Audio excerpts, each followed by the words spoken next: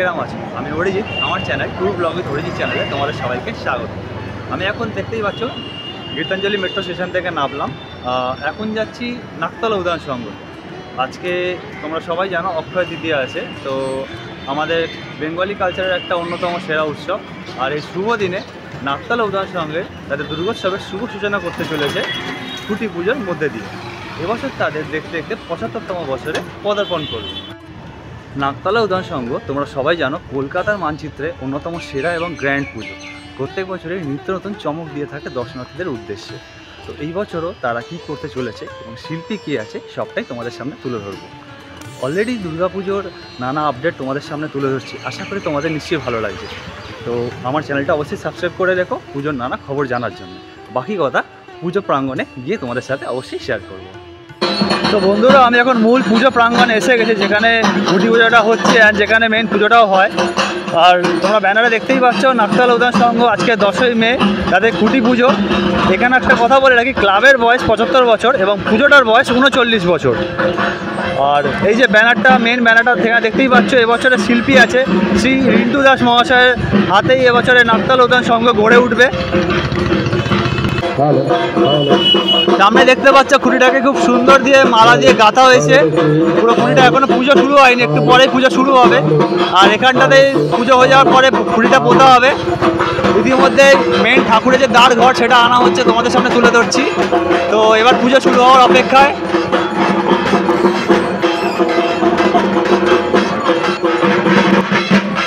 তো বন্ধুরা, তোমরা দেখতেই পাচ্ছ খুঁটি পুজোর প্রস্তুতি এবং পুজো ইতিমধ্যে শুরু হয়ে গেছে।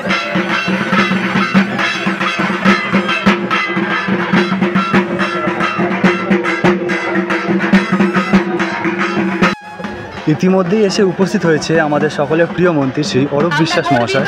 বিগত বছরেও বিগত দিনেও যেভাবে আমাদের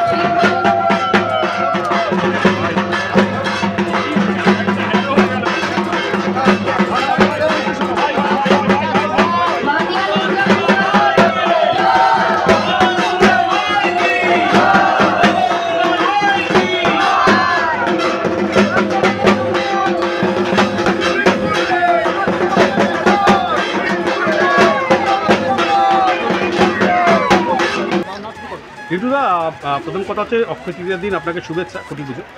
তো আপনার প্রত্যেকটা মণ্ডপে কোথাও না কোথাও একটা সামাজিক বার্তা থাকে, তো একটু আমরা জানতে চাইছি না, একটু জাস্ট আমাদের যারা ব্লগে যারা আসেন তারা একটু মানে এইবার সেই সামাজিক বার্তাটা কেমন হতে পারে?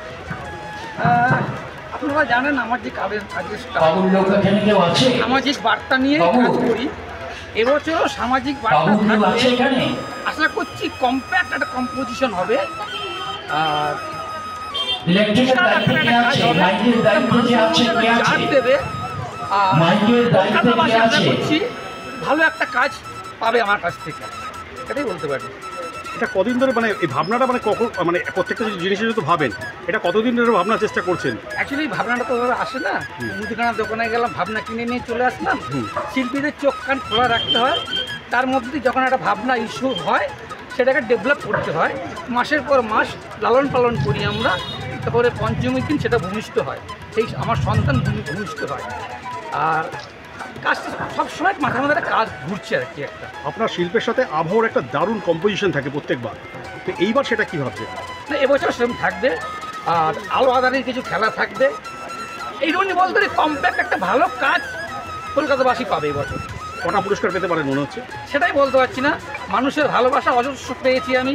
গত বছরের কাশীপুর লেনে কাজ করেছিলাম, তা অজস্র ভালোবাসা পেয়েছি। এখনও বিভিন্ন জায়গা থেকে ফোন করে, ওটা সবথেকে বড় প্রাইজ আমার কাছে। পুরস্কার না মানুষের ঢল, কোনটা বেশি? মানুষের ঢল। তো বন্ধুরা, এই ছিল নাকতলা উদ্যান সংঘ এবছরের খুঁটি পুজোর প্রোগ্রাম এবং তাদের পুজোর ভাবনা। এখন শিল্পীর থেকে পুরোটা খোলসা হবে না জানলেও একটা বোঝা যাচ্ছে কোনো সমাজমূলক কাজ করতে চলেছে, তার সাথে সামঞ্জস্য রেখে প্রতিমা অংশে তৈরি হবে।